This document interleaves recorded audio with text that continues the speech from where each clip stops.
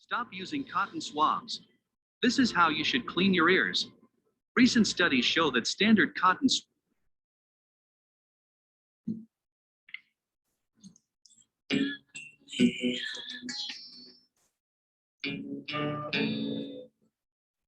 Welcome, everybody.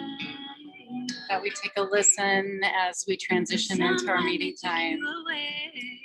You were so young and strong. I just couldn't wait for the day to have you back home where you belong. The only thing that kept me alive was knowing I would see you again. There was no way for me to know you'd come back. Oh man, I don't know. My son, where did you go when they took you away? My son, where did you go when they took you away? I don't recognize you anymore. Scars of life are deeper than before.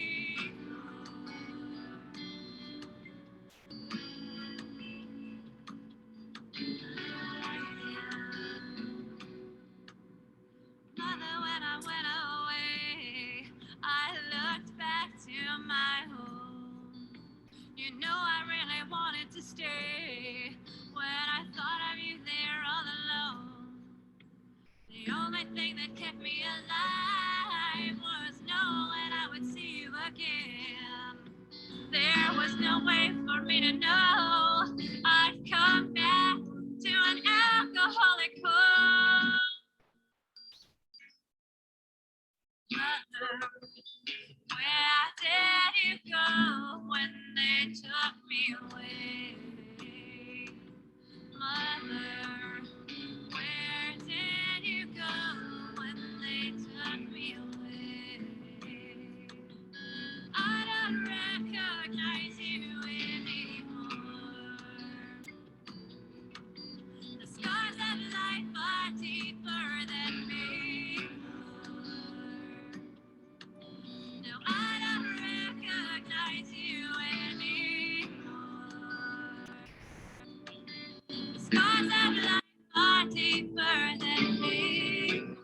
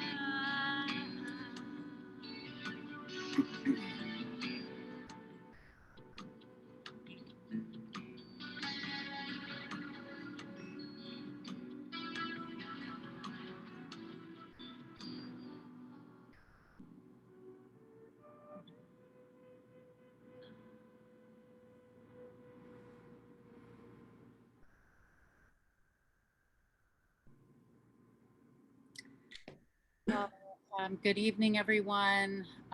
Thank you so much for joining us. We are recording this meeting because there are many people who are very interested in becoming involved. Hi, Jess. Hi, Kevin. Hi, Beth. Hi. So great to see you and to be able to spend some time. Let me quick turn this Spent my time roaming all around. Sorry about that. Go to screen share. This is my home.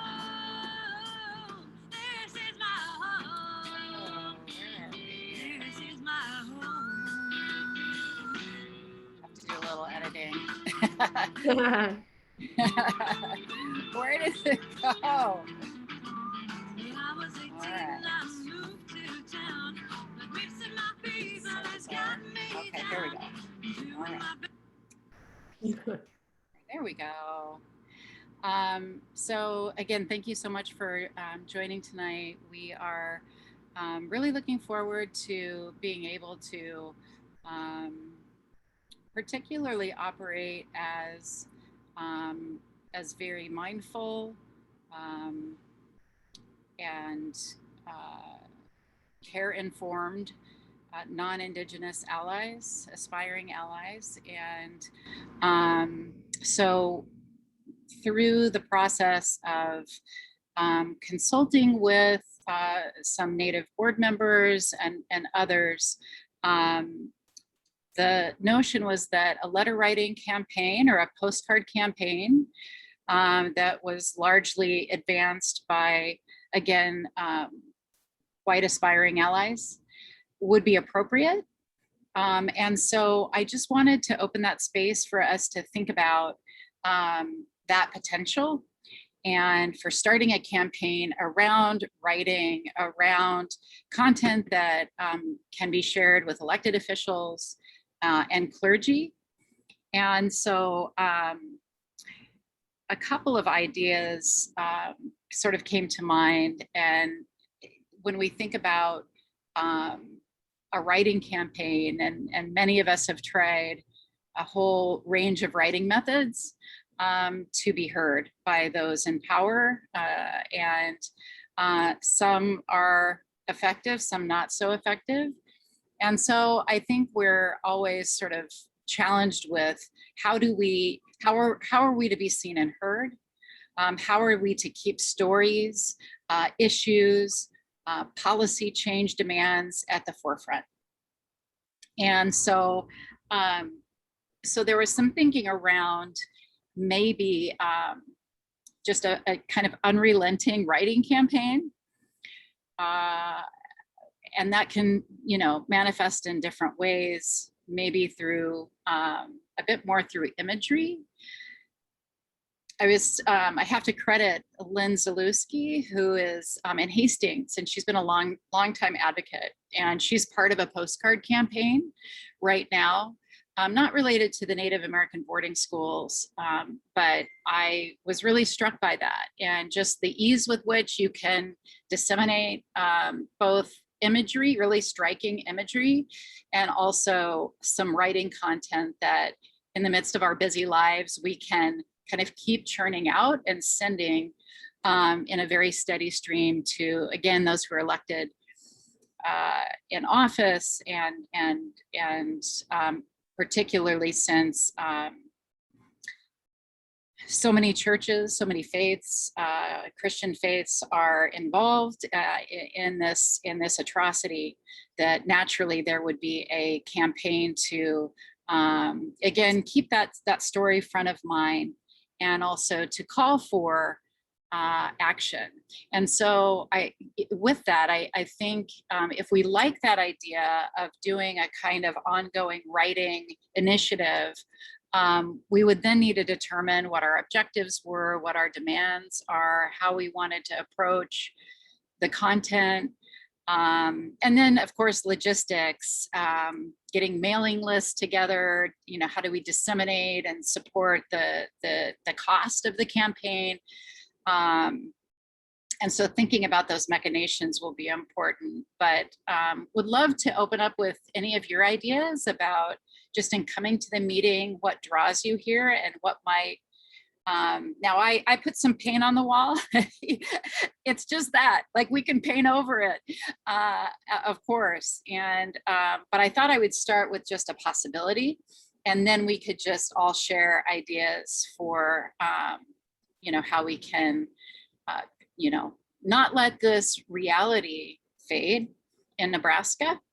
And also, possibly how we can better connect with the federal work happening within, particularly within Deb Holland's leadership, her work. I believe the Rosebud Sioux Nation already has benefited from her commitment to investigating Native American boarding schools, and in this case, bringing back through just this really powerful visual demonstration of a caravan, bringing back the children to their sacred spaces. And so we will no doubt, with her amazing leadership, will have a lot of those kinds of, like her leadership will continue to keep this top of mind, I imagine, but also how might we at more of a local level kind of take those cues as well, in terms of how could we be a caravan of sorts to make this issue very prevalent and continuous in the minds of Nebraskans. So I'll go ahead and pause and then just open up for some discussion.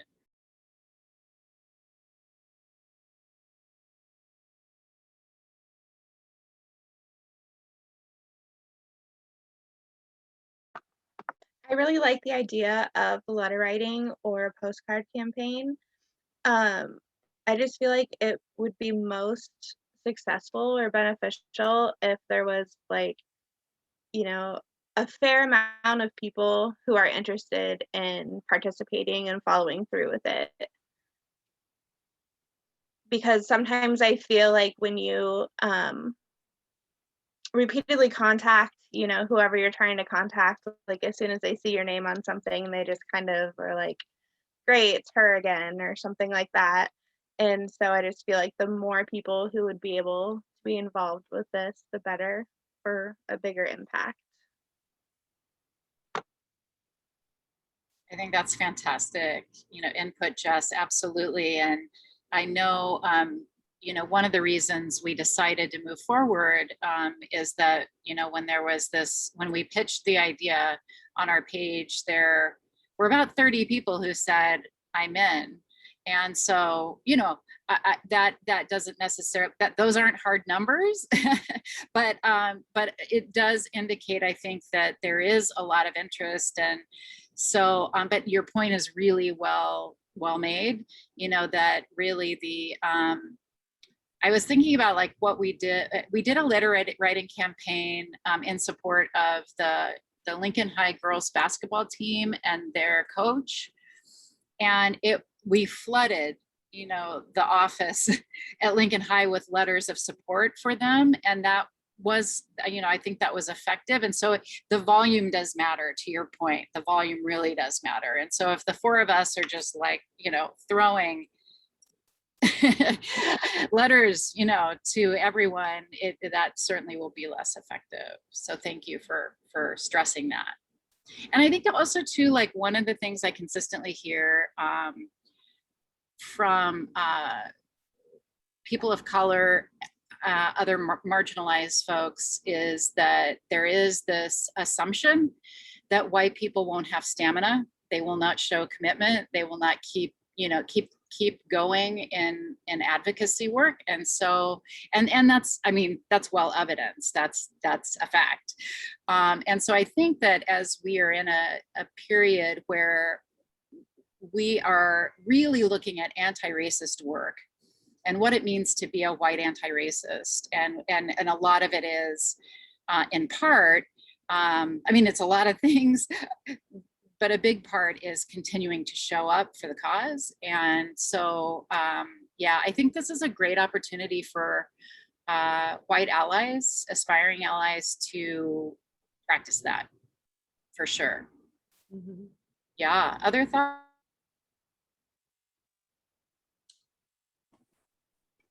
Good evening, everyone. Good evening.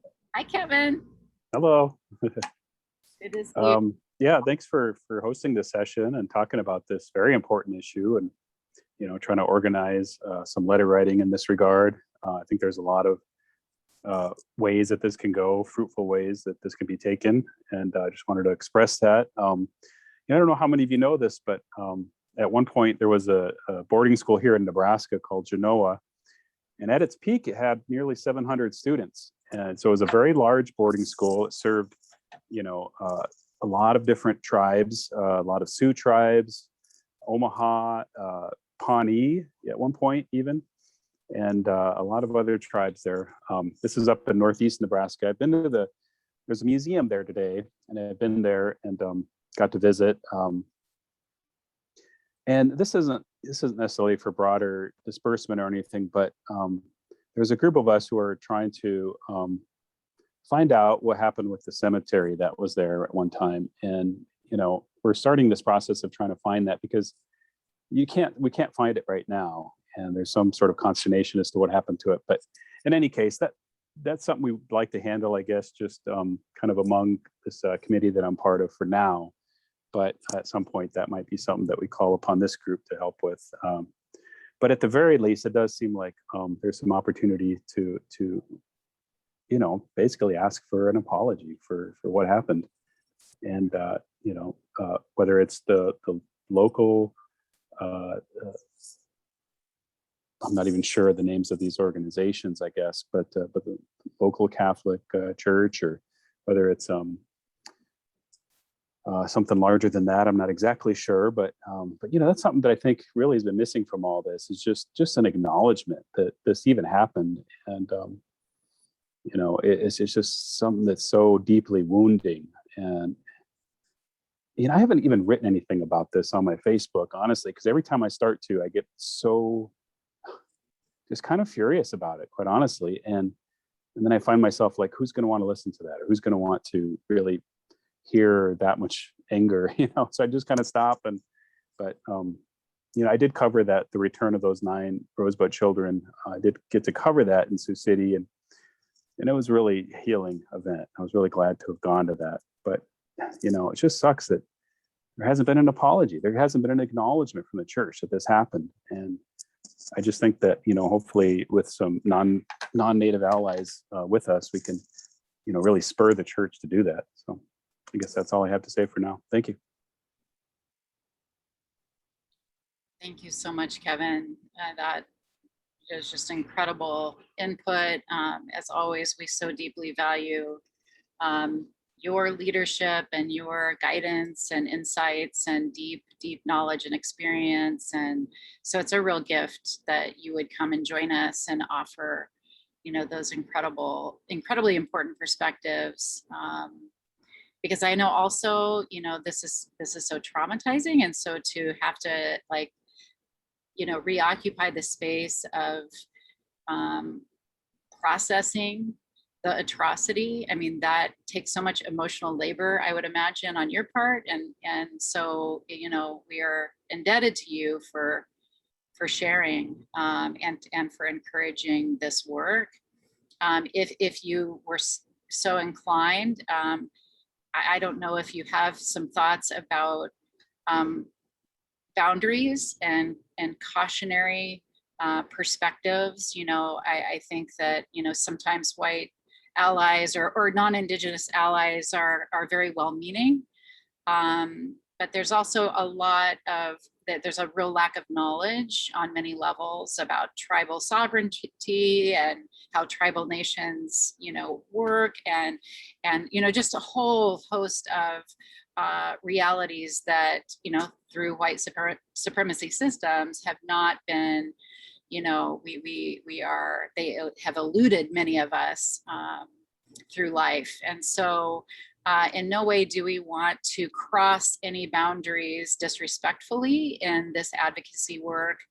At the same time, you know, we do believe that white silence is violence, and that it's not, you know, just standing by and being worried that we'll mess up, or, you know, we don't want to be sort of paralyzed by that either. And so, you know, proceeding in a way that's really, that is respectful, deeply respectful and mindful is certainly how we want to go. And so what I'm hearing, if we do send some letters to elected officials and clergy, that, you know, the demands that you're suggesting involve a formal apology and or a formal acknowledgement and an apology. I wonder if there are other things or other you know, I guess words of wisdom and maybe caution in terms of how to proceed with with this work.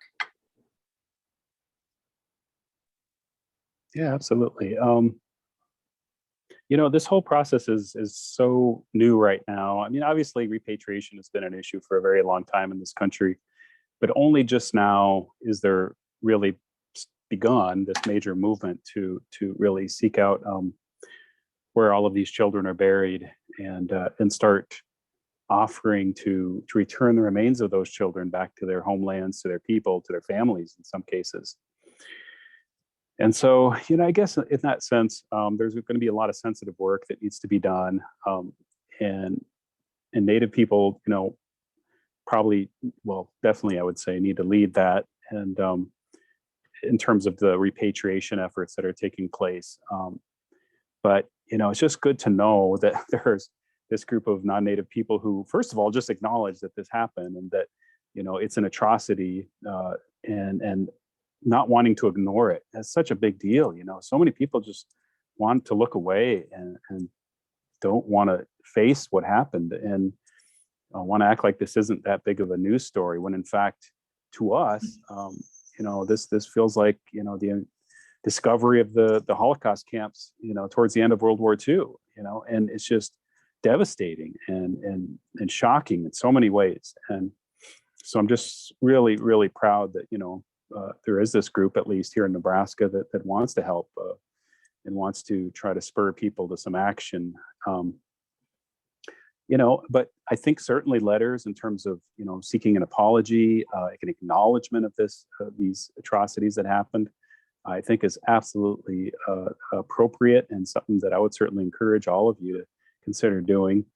In terms of specific action, in terms of repatriation and things like that, that might be something best left to specific tribes, just because they're the ones that have to try to, find where their people are buried, their children are buried, and work with probably federal officials in many cases. In some cases, private landowners now. Some of these cemeteries, I believe, are on private lands now. But that's something I hope that Deb Haaland's national federal initiative can address. Is really trying to find out where the children are buried and ensuring that wherever they're buried, those remains, if the tribes choose to do so, can be repatriated. Thank you so much, Kevin. Do you, and just maybe a follow up to that, if you don't mind, what are your thoughts about Deb Haaland's initiative and the kinds of specific efforts that you understand she will be doing, that Interior will be doing? I do think it's going to be very similar to what has been done in Carlisle. Carlisle has really kind of served as the sort of model in all of this, the pilot case in terms of dealing with this issue. And Carlisle's done pretty good. Now it's overseen by the U.S. Army. It used to once be I believe the Interior Department, but now it's actually the U.S. Army that oversees Carlisle.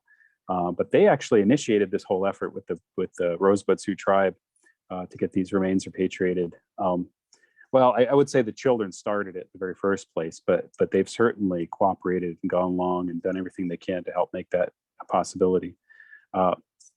I think as we see this go along, though, we're going to see pushback in certain places.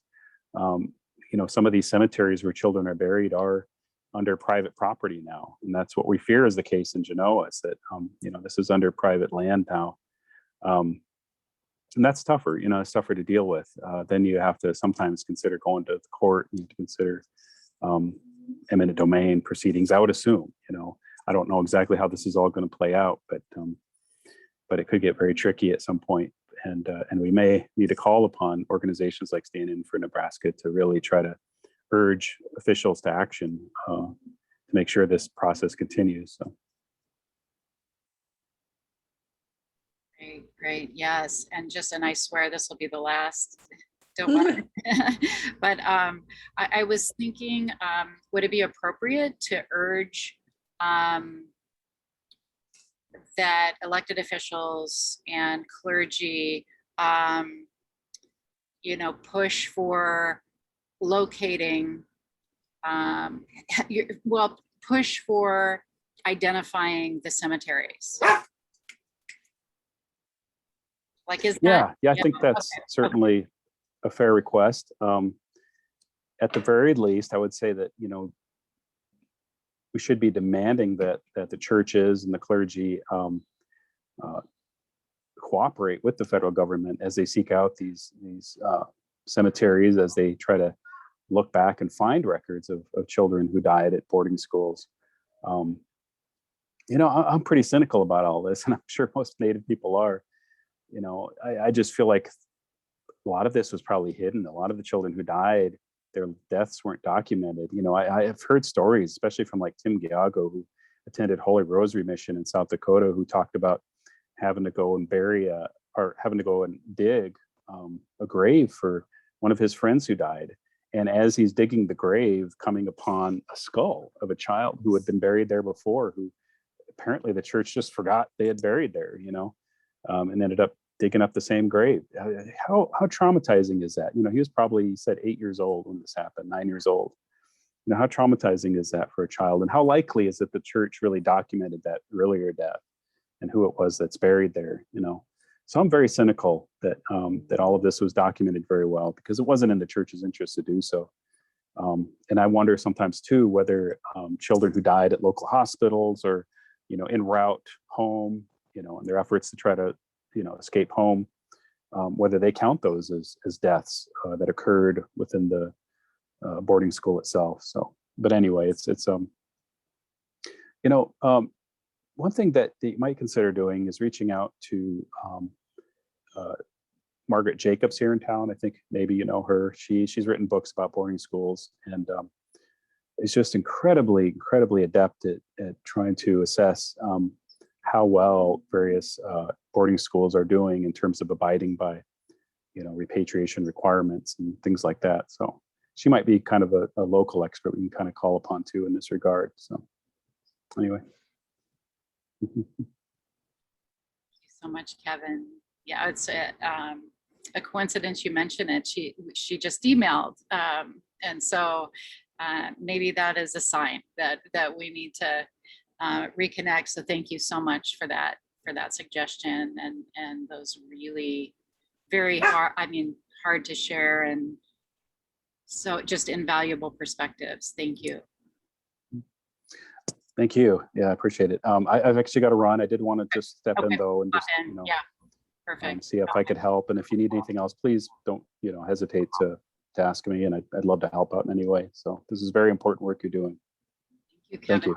We'll do our best. Okay, great. Thank you, Kevin. Thank you. Great. Okay. All right. Other thoughts. So we've got. We've got some names. Oh, we do. We've got some, you know, what is wanted, what is not wanted.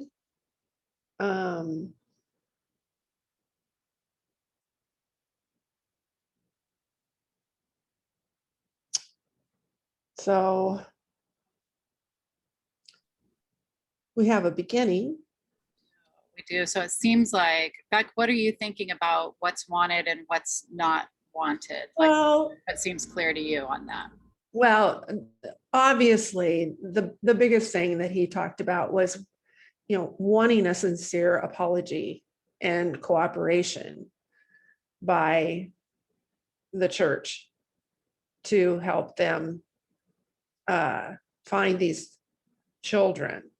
But the Native people need to lead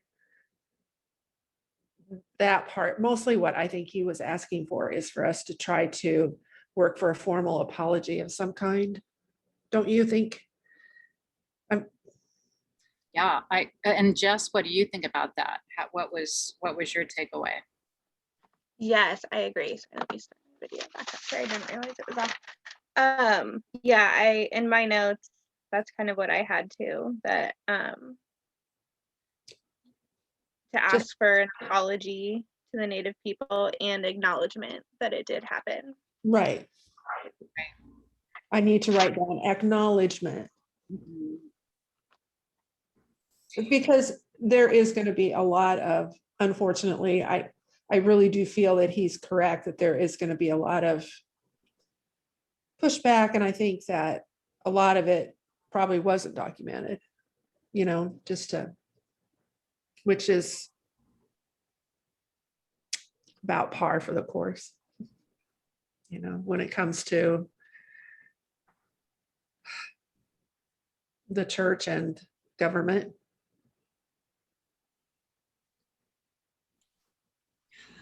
And demanding that the church work with the federal government. That was another thing that he emphasized, was demanding that the church work with the federal government and cooperate. Yeah. I wonder if specifying what cooperation could look like producing documents, helping with identification of cemeteries, but maybe we don't want to go too specific. Maybe the demands, at least initially, are three, right? Acknowledgement, apology, and cooperation with the federal government. Yeah, I like that. Apology. Oh, what if could we use, I mean, not that we need to be alliterative, but like apology, acknowledgement, apology, and atonement. Like that is, I like that. yeah. Acknowledge. So it's like this, it could possibly be just like a recurring, just a few words, just continuing to circulate. Yeah. Right? Acknowledge, apologize, atone. And I mean, I just thought of atone because it has religious, obviously it has religious meaning in it, and it's encompasses, I think, a lot of things. It requires action, right? Mm-hmm. It's not a passive kind of thing. So what do you think that sounds okay? Yeah. Ah. I like it. And then like if we did started with, again, giving credit to Lynn Zalewski for that great, I mean, I just thought that was a great, and I know other organizations are doing postcard campaigns, but I really liked the imagery idea. The imagery idea, right? And so like maybe we could make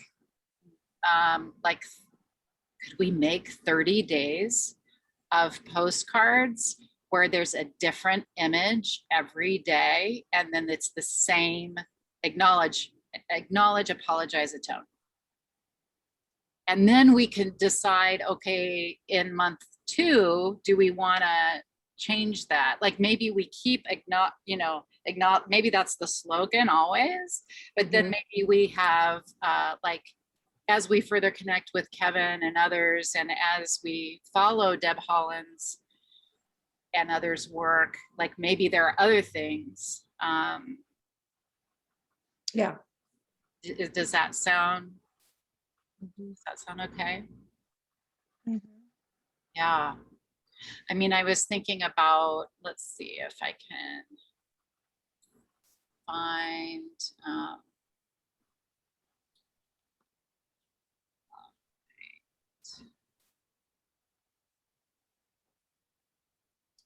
so let's see, there we go. Like one side has the Carlisle School, and then just the other side. Ooh, powerful. Right? Very powerful. Or this, like this is embedded, I don't know, we may not have time, or it may not be necessarily relevant, but I embedded it with stories of survivors. And so also when Kevin said, I thought about the allusion to the Holocaust that Kevin offered earlier. Mm-hmm. And I don't know if, just referencing that this racial reckoning in our country feels like, the discovery of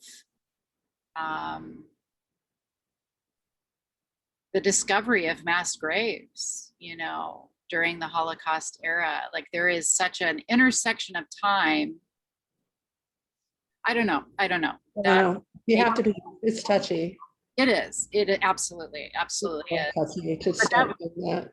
Oh yeah, for sure. I don't think starting, but I may just keep that in my, notes, just thinking about, because I don't believe our nation, that a lot of non-Indigenous people look at it that way, right? Yeah. Like it's barely, and a lot of people haven't even paid attention to this. So A lot of people don't even consider it a genocide, right. Yeah. It's what that, yeah. Unfortunately, it's kind of the reality of it. The reality of it. And so maybe, but again, exercising always the greatest of care and Right. respect.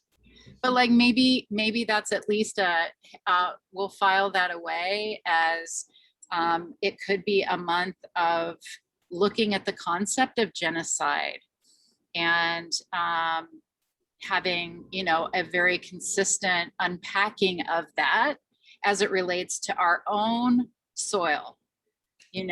We really, again, I think a lot of non-Indigenous people, right, there's a tendency to observe genocide as everywhere else but here. Right. And there's that's part of the white supremacy imagination and reality, is that we like to sort of imagine that we're superior to atrocity. Yeah. Despite massive evidence, and in the book that you're reading particularly is like, well, and so that may be down the road something for us to think about, like thematically, but I think or it could be that we sustain these 3 words and different images, and that becomes kind of our, like, it makes it very simple. It's very impactful. Like, who's the woman in our, I can never remember her name. She's so quiet in our morning group. Jackie, yeah. Yeah. Like she said this morning, don't waste time writing something too long because they're not going to read it. Right. So if it's something that's just very short, very catchy, very, along with the imagery, I think it would make more of an impression than some really long, we'd have to have. Yeah. And easy for people to do. Right. And we could possibly think about, like, what do you think about this idea? So we're thinking about elected officials and clergy. Could there be other audiences, other contexts within our daily lives where sharing, these postcards might be effective and appropriate? Or maybe appropriate's not the right word, but just that could be something for us to think about. We'll have plenty of people to send our postcards to initially, but I was also, I'm trying to, as I work to be a white anti-racist, I really try to think about my own sphere of influence. Right. And lest I feel overwhelmed. And so maybe just we all could think about, maybe I'm part of a book club. Maybe I'm part of a, other groups where this kind of consciousness raising would be, again, effective. We could also, I think, given the imagistic aspect of it, we could easily share this, maybe encourage Stand-In for Nebraska members to share on their own social media as a way to disseminate as well to other audiences, other contexts. Yes, because like I've talked about in the past about, that's one way for me to reach a a group of people, you know, like ex-students and their parents, and, you know, social media is the only contact I really have with some, not all of them, but some of them. And, Mhm. you know, I continue to be their teacher. Yes. And so, you know, had an encounter today with, you know, CRT and having a question, you know, that being questioned and having to clarify that. And, you know, being a teacher, you have a certain amount of respect, and, you know, I think they respect when you give them information, that you're not lying to them, that you're giving them the truth. Or trying to give them the truth. So. Oh, I love that. I love that recognition of your agency, your empowerment to be able to, you know, share information, and that, you know, as a former educator, you know, that there is a gravitas that you have with those credentials, and in ways. And so, you know, how those be leveraged. And so I think about also, Jess, I know we're going to show up at the school board meeting. I don't know if Postcard, well, that would be a quick turnaround, but and other like community centers, or maybe like I think about multicultural centers on campus, or like the Union, other spaces where maybe some postcards would be, just thinking out loud.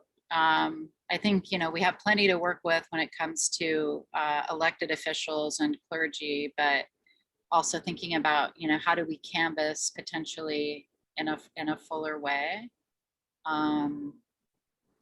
And when it comes to logistics, do we, so yeah, definitely opening up for Jess's comments as well, but how do we want to approach getting a mailing list and getting this going as soon as possible?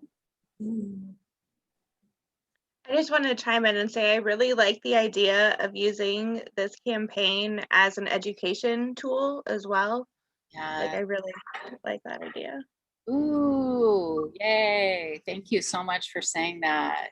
And we're all like, yeah, we're down for that. All three of us are all about that, and really standing for Nebraska. That's at the core, you know. And so I love that, thinking about like maybe one of the months the postcards could be, if we continue with postcards, there could be you know, I know that we talked earlier today about Zach Wolf's approach. He has his own campaign where he's sharing this day in history, and to really reinforce that there's never been a day without a racist incident, and at very varying degrees in our country. And so just thinking about like potentially mirroring some of those strategies in terms of little known realities, or little known to non-Indigenous people, realities about the boarding schools, as just like a, you know, a daily educational moment. And getting that information actually from Indigenous people. Yes. Yeah. Yes. Yes. Making sure that, you know, we use their knowledge the best we can, you know, that, because we want them to be leading for sure. Yeah, I heard from Kevin that you know, the repatriation and the tribal sovereignty aspect is you know, naturally sacred, and, you know, of course separate, but also, I mean, I think in ways we also could, you know, I'm also wanting to be mindful of, like, given how, you know, how this is like discoveries during the Holocaust for Native people. Like, I want to be really keenly aware of not asking for too much involvement or, like labor in any way, because it's already so much. And so, but I really, I really commend that thinking, of course. Yeah, I'm really looking forward to like hearing, getting help from them, from the indigenous faction of Stand In for Nebraska, and what they think and how they want help, and that so sorry, I have to send a quick text. no problem. Well, and I think we're almost getting to the end. Right. Maybe we just give each other some action items, and then for whatever whatever is left to do, we then ask for volunteers to help us with those things. So would someone want to help with a mailing list, or like maybe one of us could compile elected officials mailing lists, another could compile clergy in Nebraska, and then I think another role obviously would be designing the postcards. And we do have a subscription to Canva, so I think we could go ahead and design those through just the, it's not an expensive subscription, and by any means, it's just but we do have that tool if we want to make the postcards that way, or if there's another approach that you all would suggest. But it would be great to get this going. It's Thursday, almost. And so what do you think would be a reasonable, go time? Maybe our August 1st, should we get everything together, and then that can be our kind of our launch month? Yeah, I think that sounds good. Do you feel like that might be doable? We need to start like collecting images. Sure. Does anyone want to work on that primarily, and then we can invite input and feedback from the folks who have said they want to be involved, and also just from if our Native friends would like to be involved, that's great too. Let's wait and hear from them, and see what kind of the people that weren't able to be here tonight, maybe they have some ideas. You bet. Lingering in the back of their minds that they want to get out there. I love that. Yeah. What do you think, Jess? So for the list of elected officials, like what would all fall under that umbrella, basically? Yeah, that's a really great question. And I think we could get a hold of those kinds of lists fairly easily, like consolidated lists of all the state senators and their contact information. Beyond state senators, do you have what are you thinking? And like the mayor, and what might be what might we consider? We could start with that. Right. Right. Yeah. Now, was it mostly Catholic Church, or were Lutherans involved, or was it mostly the Catholic Church? I know nationwide over 80% involved the Catholic Church, but there were other denominations involved as well. And I think, maybe to Kevin's point about the Genoa school, I think that was a Catholic, I believe that was a Catholic school. Was it? Okay. And so maybe that, maybe we want to focus efforts there more so. For some reason, I thought there was more than one in Nebraska. Maybe that would be a question we could ask Margaret Jacobs. Yeah. I love that. Yeah, I think, because I was under the impression that Winnebago was one at one time too, but So identifying all the boarding Right. schools in Nebraska, that would be, okay, so that's a task. And then Margaret, we might be able to, Jess's great point, we might be able to enlist her help there Right. as an expert. And possibly to invite her, you know, it would be great if she, you know, would have interest in being part of the campaign and informing and making Yeah. ideas, you know, so we could invite Yeah. her. Mhm. Awesome. Awesome. Yeah. Yeah, so we've got, let's connect with Margaret. And within that, we need to ascertain all the boarding schools in Nebraska and the denominations that directed them. We need a list of elected officials. We're starting with senators, Oh. the mayor and the governor. Maybe, what about school districts? Should That we, would be good. superintendents and superintendents and principals? Or